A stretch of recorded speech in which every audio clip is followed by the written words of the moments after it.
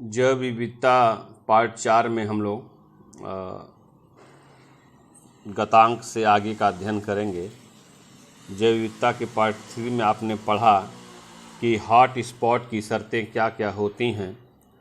Hot spot शब्द का सबसे पहले इस्तेमाल किसने किया था? तो हॉट स्पॉट शब्द का सबसे पहले इस्तेमाल नॉर्मन मायर्स ने 1988 में किया।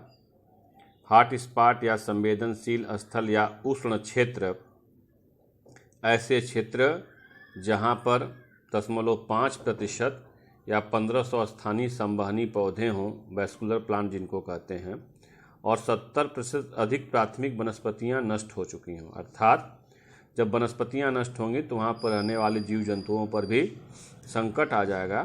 तो ऐसे चिन्हित क्षेत्र को ही हॉट स्पॉट या संवेदनशील स्थल कहते हैं, जी ना। इन्हीं के संरक्षण की ज़रूरत होती है। दुनिया भर में कुल चिन्हित हॉट स्पॉट स्थल 36 हैं, घटते बढ़ते रहते हैं, जिसमें से 4 भारत में हैं। और वो 4 भारत के कौन कौन से हैं उसी के बारे में हम जैव विविधता पार्ट 4 में विस्तार से अध्ययन करेंगे। केवल भारत की सीमाओं में वो 4 नहीं हैं, भारत व उनके पड़ोसी देशों को मिला करके पूरे भारतीय उपमहाद्वीप जिसको बोलते हैं शामिल करके 4 क्षेत्र बनाए गए हैं। उन चारों क्षेत्रों के बारे में आज हम लोग अध्ययन करेंगे जैव विविधता पार्ट 4 में। तो संसार के जितने भी हॉट स्पॉट स्थल हैं उसमें से 17% लगभग जैव विविधता भारत धारण करता है। तो भारत के वो 4 क्षेत्र कौन कौन से हैं? पहला है हिमालयन का क्षेत्र, हिमालयन क्षेत्र बोलते हैं। दूसरा है इंडो वर्मा क्षेत्र। तीसरा है पश्चिमी घाट एवं श्रीलंका का क्षेत्र। और चौथा है आपका सुंडालैंड। तो सबसे पहले हम लोग आते हैं, देखते हैं कि हिमालयन क्षेत्र में का विस्तार कहाँ से कहाँ तक है और हिमालय क्षेत्र की क्या खासियत है। हिमालयन क्षेत्र के हॉट स्पॉट स्थल जो हमारा है, आइए हम लोग देखते हैं। तो देखिए, हिमालयन क्षेत्र या हिमालयन रीजन का विस्तार कहाँ से है? भारत के उत्तरी पूर्वी भाग, उत्तरी पूर्वी भाग समझ रहे हैं। उत्तर में हिमालय है, सबसे ऊपर जम्मू कश्मीर का इलाका है ना। उत्तरी और पूर्वी इलाके को लेते हुए नेपाल व भूटान के क्षेत्रों को मिला करके हिमालयन क्षेत्र का बना हुआ है ना। भारतीय उपमहाद्वीप में कह रहा हूँ क्योंकि दूसरे के 2 देश आ गए, नेपाल और भूटान भी आ गए। तो हिमालय जो है केवल भारत का एक सीमा प्रहरी है। हिमालय के आसपास नेपाल, भूटान जैसे देश भी हैं। तो भारत का वह क्षेत्र है हिमालयन क्षेत्र। मैं आपको फिगर के माध्यम से भी क्लियर कर दूंगा कि कौन सा इलाका है आपका, उसको मैं आपको स्पष्ट कर दूंगा। फिलहाल इतना जान जाइए कि हिमालयन क्षेत्र कहाँ है? भारत के उत्तरी पूर्वी भाग से लेकर नेपाल और भूटान के क्षेत्रों को मिलाकर के हिमालयन क्षेत्र बना हुआ। सबसे ऊपर भारत के नक्शे में सबसे ऊपर का हिस्सा जो आप देखते हैं, ये वाला हिस्सा जो है आपका जो हिमालयन क्षेत्र के अंतर्गत आता है।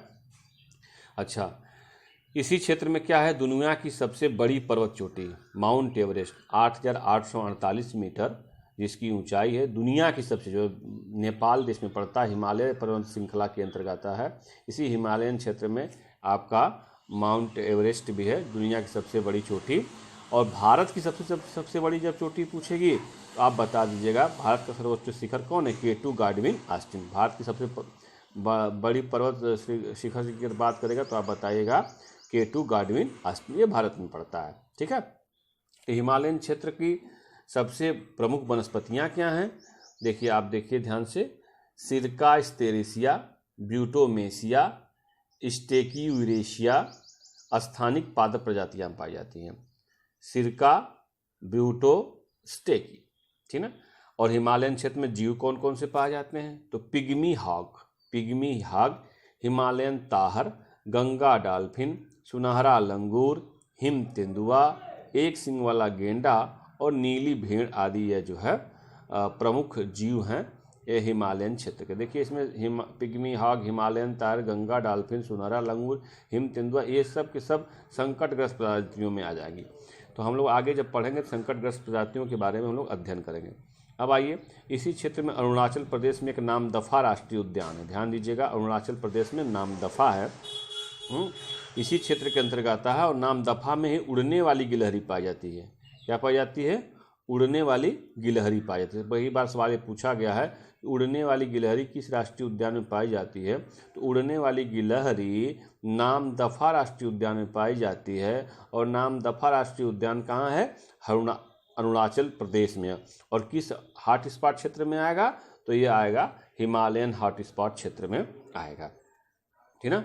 ये नामदफा की जो उड़ने वाली गिलहरी है ना, ये अति संकटग्रस्त जीवों की सूची में शामिल है और वहाँ का एक स्थानिक जीव है।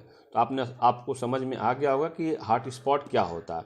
मतलब जहाँ पर विविधता तो हो जीवों की, लेकिन उनके ऊपर क्या हो, स्थानिक जीव भी पाए जाते हो, स्थानिक वनस्पतियाँ भी पाई जाती हो, लेकिन उनके ऊपर संकट हो, उनको हॉटस्पॉट कहते हैं। तो हिमालयन क्षेत्र में आप देख लीजिए, नामदफा की राष्ट्रीय उद्यान की जो उड़ने वाली गिलहरी है वो संकटग्रस्त जीवों की सूची में शामिल एक स्थानिक जीव है, ठीक है ना। तो आप समझ गए भारत के नक्शे के हिसाब से भारत के उत्तरी पूर्वी भाग के साथ नेपाल भूटान का क्षेत्र ये हिमालयन क्षेत्र कहलाता है, ये पूरा इलाका आपको दे। फिर आइए आप लोग बात करेंगे इंडो बर्मा क्षेत्र। दूसरा जो हमारा हॉट स्पॉट स्थल है वो इंडो बर्मा क्षेत्र है। क्या भाई, बांग्लादेश से मलेशिया, मुख्यतः भारत के उत्तरी पूर्वी क्षेत्र, ब्रह्मपुत्र के दक्षिणी भाग, म्यांमार जिसको बर्मा कहते हैं, दक्षिणी चीन का यूनान प्रांत तक विस्तार है। बहुत लंबा क्षेत्र देख लीजिए।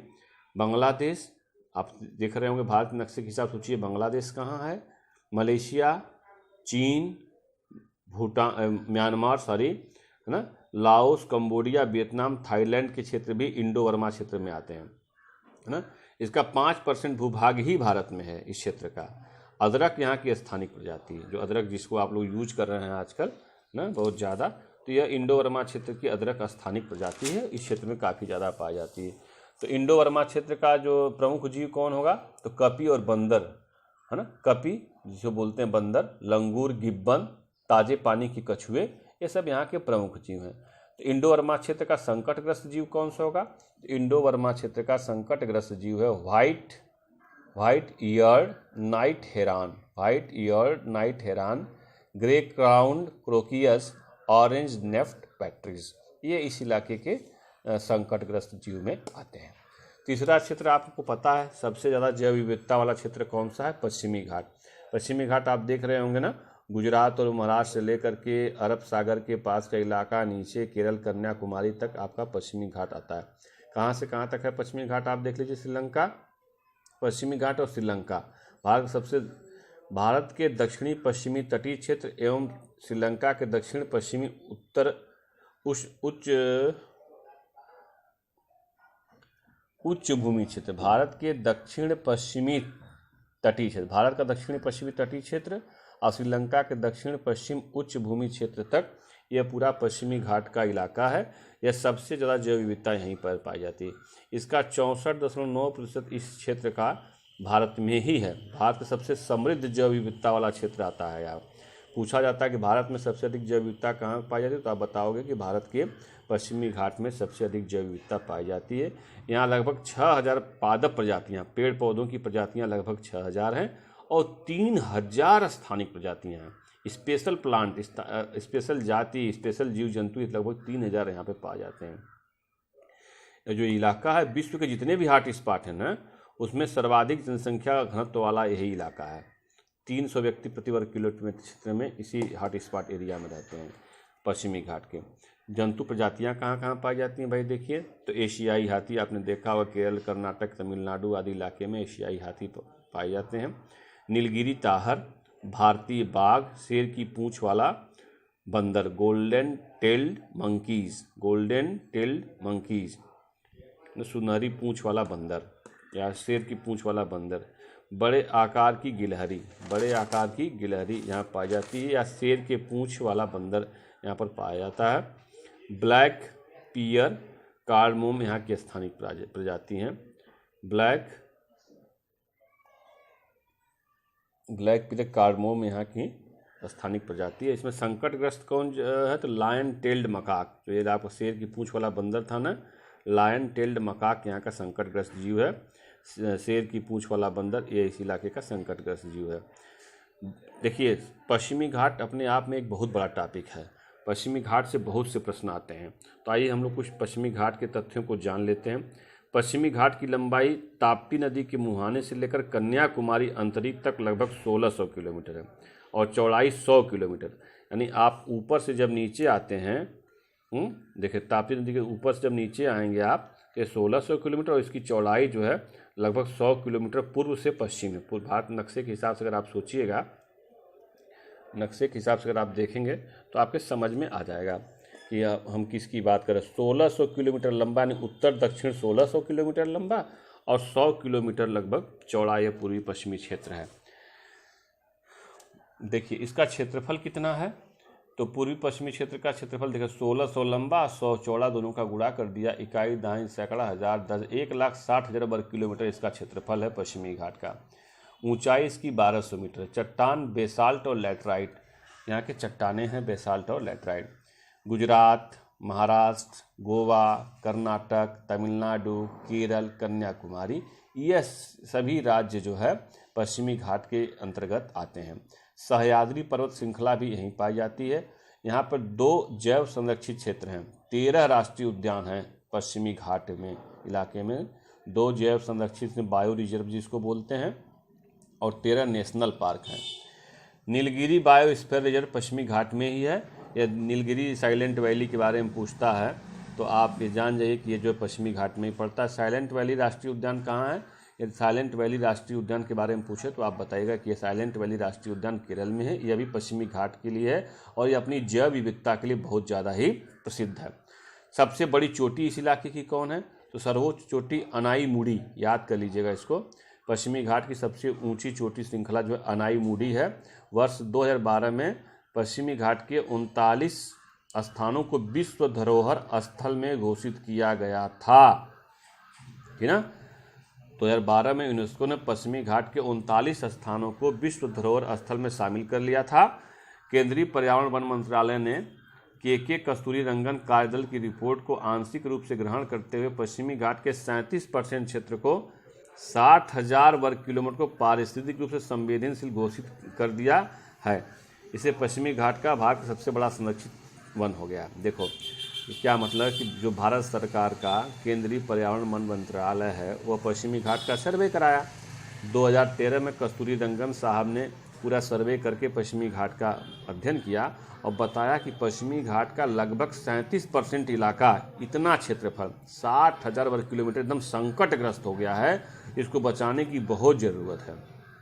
पारिस्थितिक रूप से संवेदनशील हो गया, यानी यहाँ की चीज़ें नष्ट हो रही हैं, इसलिए इनको बचाने और इनके संरक्षण करने की बहुत ज़रूरी है। इसलिए इसको पारिस्थितिक जब संवेदनशील या हॉट स्पॉट एरिया घोषित कर दिया, तब से पश्चिमी घाट क्या है, भारत का सबसे बड़ा संरक्षित वन हो गया है। और आपसे पूछे कि भारत का सबसे बड़ा संरक्षित वन कौन सा है, तो पश्चिमी घाट भारत का सबसे बड़ा संरक्षित वन हो गया 2013 के रिपोर्ट के आधार पर। 2011 में गाडगिल समिति की रिपोर्ट आई थी और इसने कहा था कि नहीं, पश्चिमी घाट का केवल 37% नहीं 100% क्षेत्र को जो है आप संरक्षित क्षेत्र में घोषित कर लीजिए और उसकी रक्षा करिए, तो पश्चिमी घाट की जैव विविधता समाप्त हो जाएगी। इसके बाद हम लोग सुंडालैंड क्षेत्र के बारे में अध्ययन करेंगे। तो आइए मैं जल्दी से हम लोग सुंडालैंड क्षेत्र के बारे में अध्ययन कर लेते हैं। सुंडालैंड क्षेत्र, देखो वर्ष 2013 में यूएनए ने सुंडालैंड को हॉट स्पॉट घोषित कर दिया। तो सुंडालैंड कहाँ का इलाका है भाई, देख लीजिए, भारत के ग्रेट निकोबार से लेकर के देख लीजिए सहित नाकाउरी द्वीप समूह, ट्रिनकेट, जिस शब्द को आप पढ़ने में दिक्कत उसको नोट कर लीजिएगा, ये जो शब्द लिखा है ये ट्रिनकेट लिखा है। भारत के ग्रेट निकोबार से लेकर के ट्रिनकेट सहित नाकाउरी द्वीप समूह को Indonesia, Malaysia, Singapore, Brunei, Philippines तक यह पूरा इलाका सुंडालैंड क्षेत्र कहलाता है। इतना डिटेल से आपको याद करने की जरूरत नहीं, बस आप जान लीजिए कि 4 क्षेत्र हैं, सुंडालैंड, हिमालयन, पश्चिमी घाट, है ना, इंडो बर्मा क्षेत्र, 4 क्षेत्र हैं। फिर से बोल दिया जाता है 4 क्षेत्र कौन कौन से हैं आपके, तो आप बताओगे। सबसे पहला क्षेत्र क्या है, भारत का सबसे ऊपरी इलाका हिमालयन का क्षेत्र है। फिर दूसरा कौन सा है आपका, बांग्लादेश से मलेशिया यानी पूर्वी इलाका जो इंडो बर्मा क्षेत्र कहलाता है। और तीसरा आपका इलाका है पश्चिमी घाट है। और चौथा आपका है सुंडालैंड। और आप चूँकि अगर आप मान लीजिए IAS, PCS या कोई और बड़े कॉम्पिटिशन्स की तैयारी कर रहे हैं, ऐसे लिहाज से अगर आपको सुंडालैंड के विस्तार को पूछेगा तो देख लीजिए भारत का ग्रेट निकोबार द्वीप समूह जो है, और ट्रिनकेट सहित नाकाउरी द्वीप, ये सब इलाका, मलेशिया, सिंगापुर, ब्रुनेई, ये सब इलाका सुंडालैंड क्षेत्र में आता है।